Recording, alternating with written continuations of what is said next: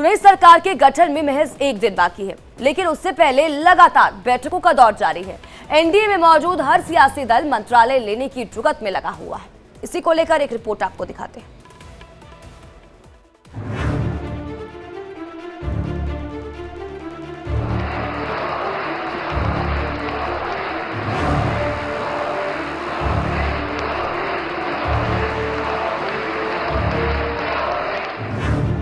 Marathon meeting का दौर, मंत्री के लिए जोर। मोदी का एजेंडा सेट, पोर्टफोलियो टारगेट।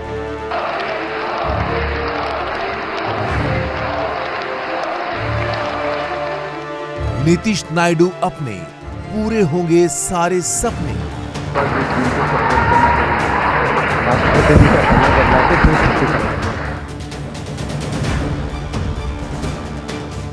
चौबीस में आए चुनाव नतीजों ने विपक्षी गठबंधन इंडिया को जबरदस्त बढ़त तो दे दी, लेकिन सरकार गठन के उस जादुई आंकड़े से दूर ही रखा जिसके आने पर इंडिया गठबंधन सत्ता पर काबिज हो जाता। वहीं सत्ताधारी एनडीए को जनता ने बहुमत तो दिया, लेकिन उसे भी बैसाखी के सहारे चलने वाली सरकार बनाने पर मजबूर कर दिया। फिलहाल चाहे इंडिया हो या एनडीए, दोनों तरफ बैठकों का दौर जारी है। दोनों गठबंधनों के नेता आपस में विचार विमर्श कर रहे हैं। एक के बाद एक मीटिंग इसलिए जारी है ताकि जल्द से जल्द सरकार का गठन किया जा सके। एनडीए तो आश्वस्त है कि वो अपनी सरकार का गठन कर लेगा, क्योंकि उसके पास सरकार बनाने वाले 272 से ज्यादा नंबर हैं। वहीं इंडिया गठबंधन के साथ ऐसा नहीं है। उसे सरकार गठन के लिए अभी 60 से ज्यादा नंबर चाहिए, जिसके लिए वो दूसरे दलों से सेटिंग करने में जुटा है। हालांकि सोनिया गांधी, राहुल गांधी और अखिलेश यादव समेत तमाम नेता इस पक्ष में हैं कि वो सरकार नहीं बनाएंगे, बल्कि विपक्ष में बैठेंगे। जबकि कुछ नेता चाहते हैं कि इंडिया गठबंधन को सरकार जरूर बनानी चाहिए। इसी उठापटक के बीच दोनों तरफ से बैठकें की जा रही हैं।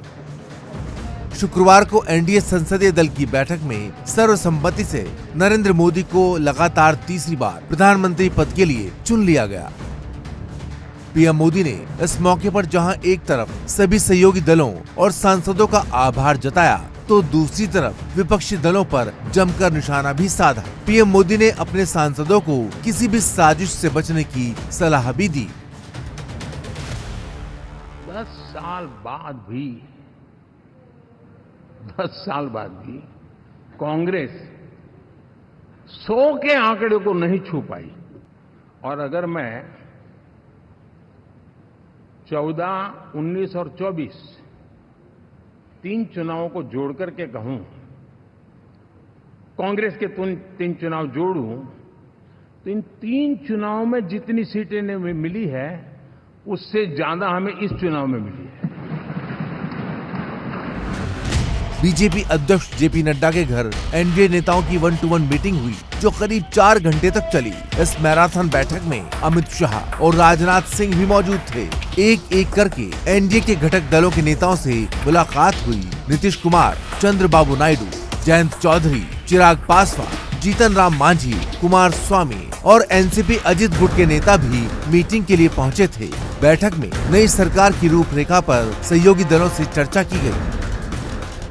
आपको बता दें कि पीएम मोदी 9 जून को तीसरी बार देश के प्रधानमंत्री के तौर पर शपथ लेंगे। पीएम मोदी ने सभी सहयोगी दलों के सांसदों से गुजारिश की है कि वो किसी भी तरह से विरोधी गठबंधन के झांसे में न आएं। वो आपको भ्रमित करने की कोशिश करेंगे, लेकिन आपको उनकी बातों में नहीं आना है।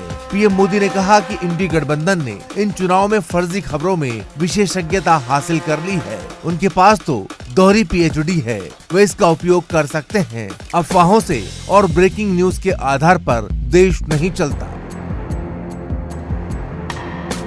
उधर आज कांग्रेस वर्किंग कमेटी की भी बड़ी बैठक है, जिसके बाद शाम को कांग्रेस संसदीय दल की बैठक भी होगी, जिसमें आगे की रणनीति पर चर्चा की जाएगी। साथ ही यूपी में मजबूत सियासी खिलाड़ी बनकर उभरे अखिलेश यादव भी आज लखनऊ में अपने सांसदों के साथ बैठक करेंगे। Bureau report, India daily live.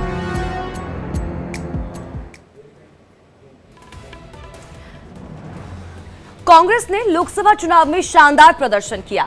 Rahul Gandhi 2 जगह यानी कि केरल के वायनाड और इसी के साथ ही यूपी के रायबरेली से चुनाव लड़े, लेकिन इस जीत के बाद अब राहुल गांधी वायनाड को छोड़ रायबरेली सीट अपने पास रखना चाहते हैं। क्या कुछ वजह है इसके पीछे की, इस रिपोर्ट के जरिए आपको दिखाते हैं।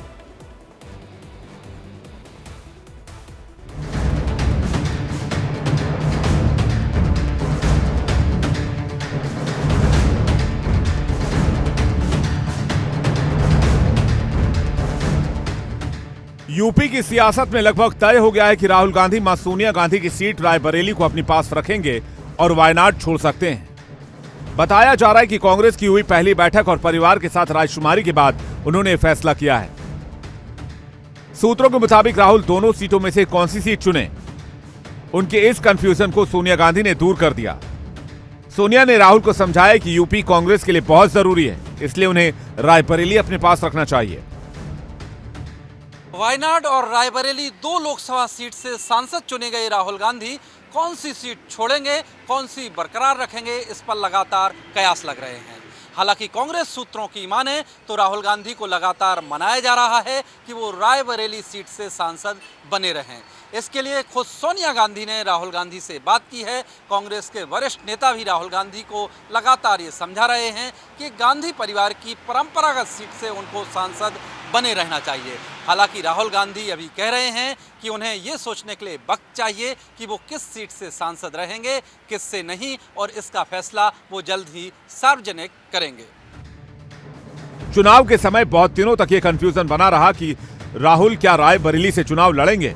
आखिर वक्त ये फैसला लिया गया कि वायनाड के साथ साथ राहुल रायबरेली की सीट से भी अपनी किस्मत आजमाएंगे और खुद राहुल को लेकर सोनिया गांधी रायबरेली पहुंच गई और वहां की जनता से कहा कि वो अपना बेटा रायबरेली को सौंप रही हैं।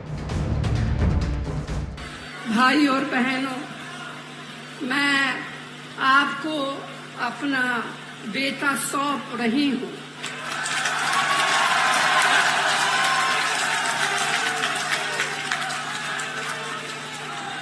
अपना बेटा सौंप रही हूं, जैसे आपने मुझे अपना माना, वैसे ही राहुल को अपना मान कर रखना है। चुनाव के दौरान राहुल गांधी ने अपने सोशल मीडिया अकाउंट पर एक वीडियो जारी किया जिसमें वो अपनी मां सोनिया गांधी के साथ रायबरेली के अपने पारिवारिक इतिहास को देख रहे थे और बातें भी कर रहे थे।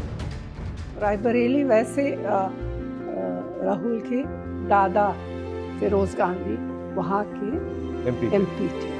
हमारे परिवार का अमेठी रायबरेली से 100 साल का रिश्ता है। अपने भाई को रायबरेली से जिताने के लिए खुद प्रियंका गांधी ने मोर्चा संभाला, नुक्कड़ सभाएं की, घर घर जाकर लोगों को बातें बताई। अब कहा जा रहा है कि प्रियंका दोबारा उत्तर प्रदेश प्रभारी की जिम्मेदारी संभाल सकती हैं।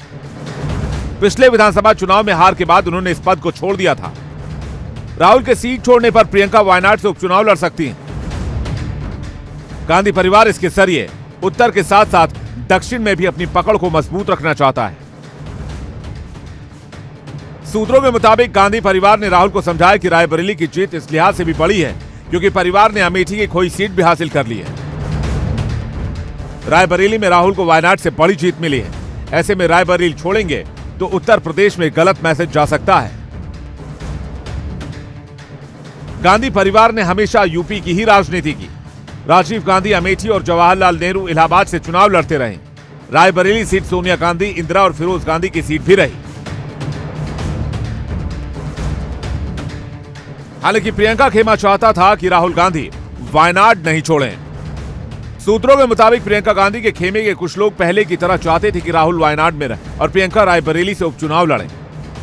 दरअसल नामांकन से ठीक एक दिन पहले ही गांधी परिवार ने फैसला किया था कि राहुल रायबरेली से लड़ेंगे। यह फैसला आखिरी वक्त में हुआ कि प्रियंका और रॉबर्ट दोनों चुनाव लड़ना चाहते थे, लेकिन पार्टी के सीनियर नेताओं ने प्रियंका को समझाया कि परिवारवाद के आरोप से कांग्रेस कमजोर होगी। पूरे परिवार को चुनाव में उतरने के बजाय राहुल को ब्रांड बनाना जरूरी है।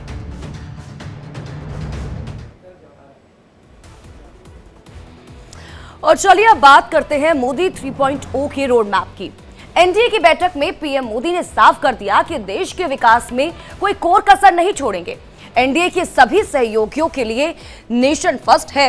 मोदी ने यह भी कहा कि एनडीए सरकार ने देश को गुड गवर्नेंस दिया है।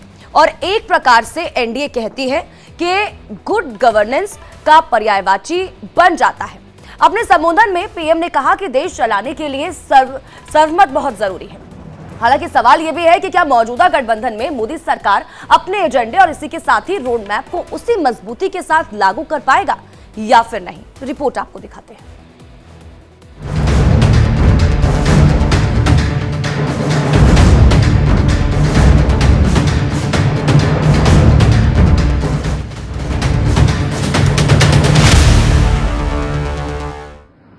और मैंने पहले भी कहा था कि जो 10 वर्ष हमने काम किया है वो तो ट्रेलर है।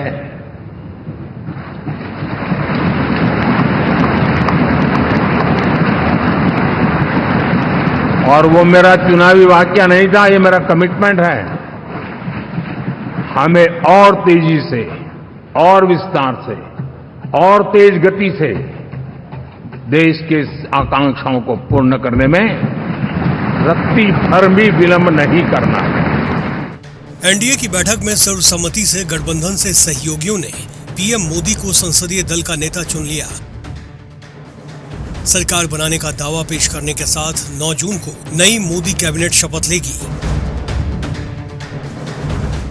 नई सरकार के गठन से पहले सभी के जहन में बड़ा सवाल ये कि मोदी सरकार का रोड मैप क्या होगा।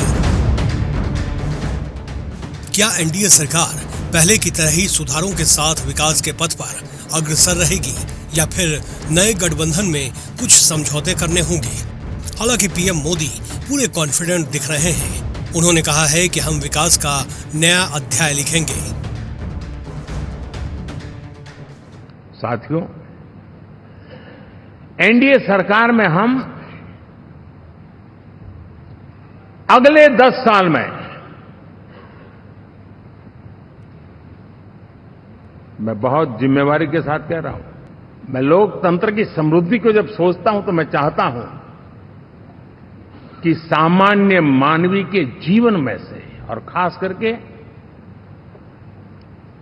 मध्यम वर्ग, उच्च मध्यम वर्ग, उनके जीवन में से सरकार की दखल जितनी कम हो उतनी लोकतंत्र की मजबूती है।